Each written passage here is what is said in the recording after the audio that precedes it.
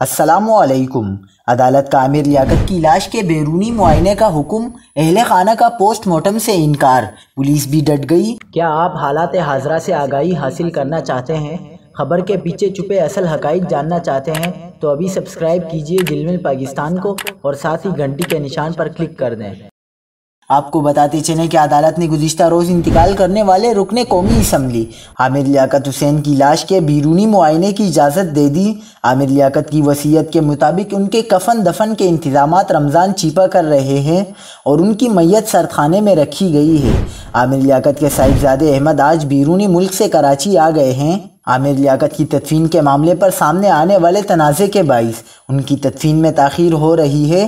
Police کا موقف ہے کہ عامر لیاقت کا پوسٹ مارٹم کیا جائے، جبکہ عامر لیاقت کے اہل خانہ پوسٹ مارٹم سے انکاری ہیں۔ پولیس نے عامر لیاقت کی میت کے حوالے سے تھانے میں روزنامچہ درج کیا ہے۔